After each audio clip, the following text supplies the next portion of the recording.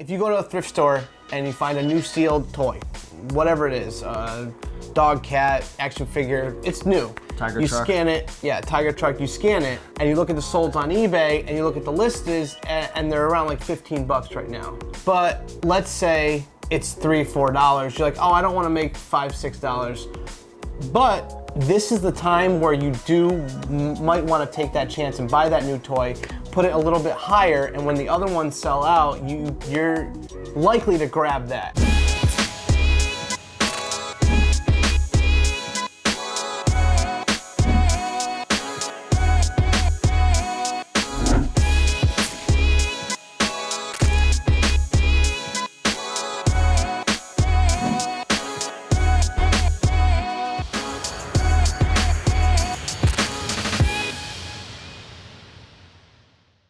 Hey, what's going on, everybody? Steve here over at Raiken Profit, over at RaikenProfit.com, coming back to you with another video. And today we're going to be talking about selling toys on eBay. But we're going to be actually diving deep into the question of, a lot of people are asking, how do we prepare for the fourth quarter, which is, October, November, December, prepare for Christmas season, because, this is actually going to be an interesting video because things are different now with, all the craziness going on in the world. Overall, a lot of people's sales are down in particular categories. Some are up, like if you're dealing with, necessities and whatnot. I know your toy sales have been down a little bit during the COVID times. September, actually they were good from March to August, but when eBay started doing managed payments, I don't know if it's related. Interesting. But my sales kind of dipped. My exposure dipped. Everything's dipped, and I'm at the moment trying to figure that out right now. So, I mean, if I do figure it out, we can come back and talk about that. But, yeah, the sales have taken a hit this month, and I've been seeing a lot of people also taking a hit. Like, Rally Roots did a video about it, and I know he was talking. He's still trying to figure it out. Were his sales down a little bit? Yeah, he was sharing that his, sharing store, that his store that he shares is down, and I just saw a bunch of comments of people saying, yeah, my sales are down too. But I would say that people should hold on tight and, still approach quarter four the way you would approach any quarter four, because I believe in my mind that this virus that's going around is going to cause more people to stay at home and shop from home. And there's going to be more online Black Friday deal. There's going to be more eyes on eBay, Amazon, and the online platform coming up. So let us know, for everyone watching right now, let us know in the comments what your predictions are when it comes to Q4 Christmas season. Do you think sales are going to be up or down? And would love to hear your reason why. So we're going to be sharing some toys that you're going to be focusing on. We're going to be talking about, some of the things that you're going to be doing, some of the things you're probably going to avoid doing, your focuses, and how to really yield the most benefit out of this fourth quarter. So I'll let you take it away, and we'll just roll with the punches. All right, so when quarter four runs around, I like to focus on a couple toy themes that year after year been proven to sell. And number one is toy trains. And not just toy trains as a broad perspective, like Thomas. But Thomas the Train, Thomas and Friends, die-cast, wooden, motorized, they all go good now. Cars, die-cast cars, usually go good now. Hot Wheels, Matchbox, older ones in good condition. Red lines. Red lines, we saw that the other night. Another one is Christmas-themed toys. So you have Elf on the Shelf figurines that they have now. They're actually toys because they come in like a toy package. And we'll be putting all this on the screen. And you have Rudolph and the Island of Misfit Toys figures, which I have right here. It's these guys.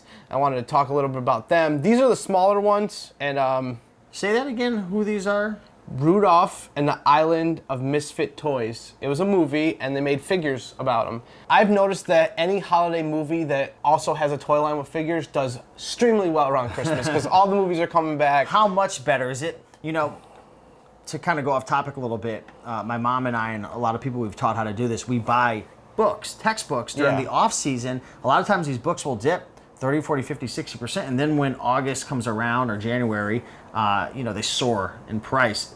What kind of price jumps are we looking at with these Christmas-themed toy lines? For example, this one you just mentioned. Probably huge difference, because it's on everyone's mind now. Like, you're not sitting in the middle of July on the beach thinking about this Rudolph and the Island of Toys and how you. So give some examples of maybe what that lot or a similar lot would sell for outside of Christmas time. So right now I have, these are these are Rudolph and the Island of Misfit toys, right? And they're made by Playing Mantis, and I know Playing Mantis. It's called Playing Mantis. That's a nice play on words. Yeah, and there's two more that make the figures. They all tend to do well, but more so around Christmas when the movies are being rewatched or coming back. So a typical lot like these are the smaller figures that were released in like a smaller, cheaper pack. Maybe for parents who didn't want to spend the $40, $50 when it was the nice figures. So these aren't worth as much. You want to look for generally the bigger figures. These are about 2-3 inches. You want to look for 4 or 5 inch figures. You want to try to get the whole set. There's Santas, there's Mrs. Claus. But these 5 right now, I could probably get 15 for. Okay. More towards Christmas, maybe I can squeeze 20. Oh, so it's not that big of a jump.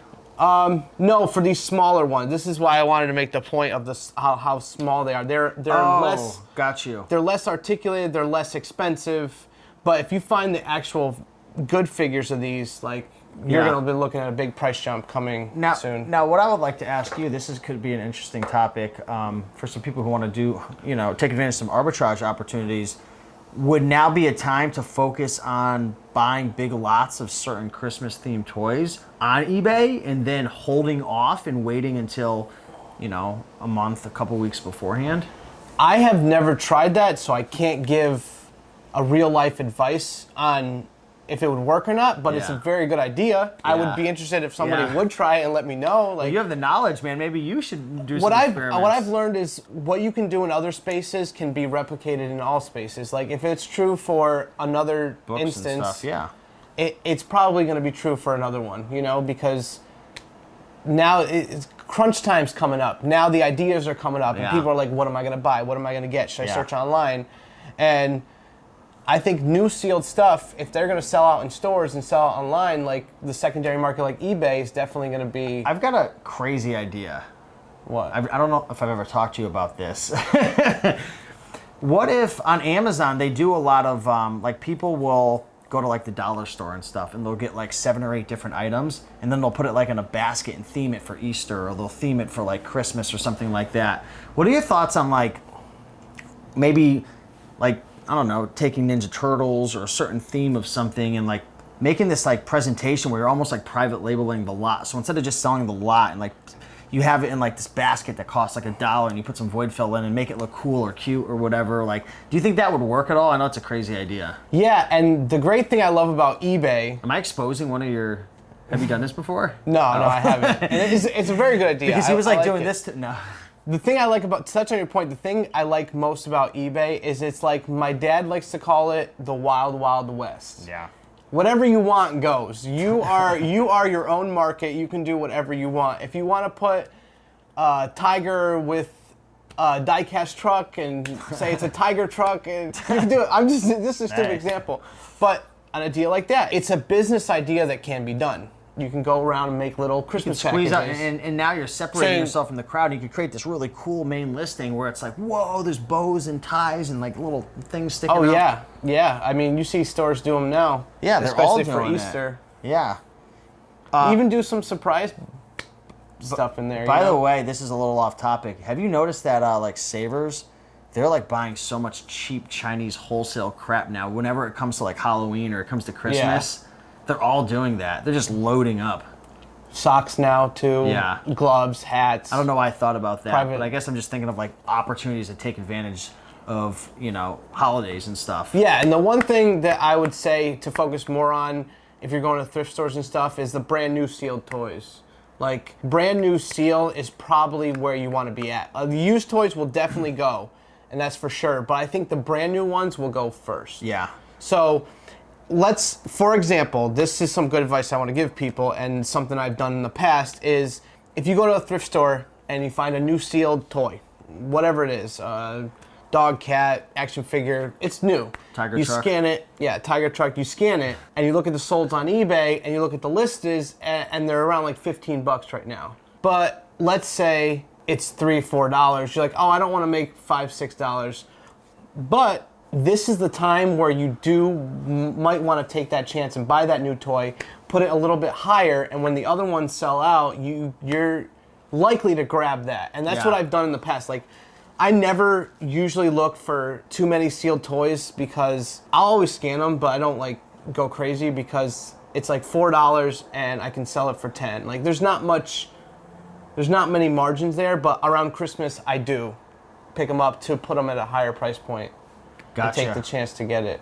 Gotcha. So, do you have any other toys you wanted to share during this video that would be holiday related, or any other tips that you would like to give? I know we're a bit limited on toys right now. Yeah, they've been dry as savers. I've been trying to get them because I live in Miami, Florida now, and I came down to Connecticut for a couple weeks. I've been annoying him like, get some toys, like for these videos, and it's been dry. It's been rough out there. So, yeah, I would just like, I can share something right now. I just showed you this before. We were looking at the sold listings. See, this is something that would be popular around Christmas time. And you see these things, they look like little cars with no hoods or anything. These are actually motorized little chassis. They look so like cheap, but they're selling really well. Yeah, and these are motorized chassis, and they go to a Tommy Big Loader set that came out in the late 70s, 1977.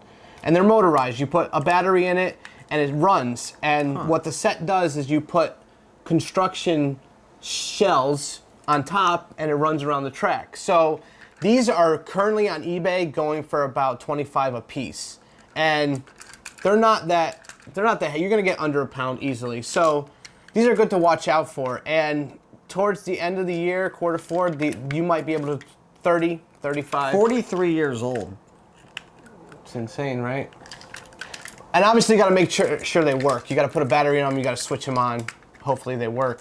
Most of the time they've worked for me. I've never had an issue. But that's something to stay with the tracks and train and motorized theme for Christmas, because that's a nostalgic toy that everybody remembers, is these motorized things that go around tracks. So anything in that area is good to look out for now. So hopefully you guys found value in this video. If you want to learn more about buying and selling toys, we do have 3 various toy guides that we've created, and they're all up to date, they're relevant. These are toys you can go out and find, discover at thrift stores, garage sales, estate sales. Sorry to interrupt you, but some of those toys that are on that list, which we did 2 years ago, have gone higher in value than what I have them priced at in the guide. So if you bought that guide 2 years ago and bought those toys and maybe hoarded them, you'd be probably up like 15%, 20% on some of them. We've gotten a lot of really great testimonials and feedback on these guides, and these aren't just a list.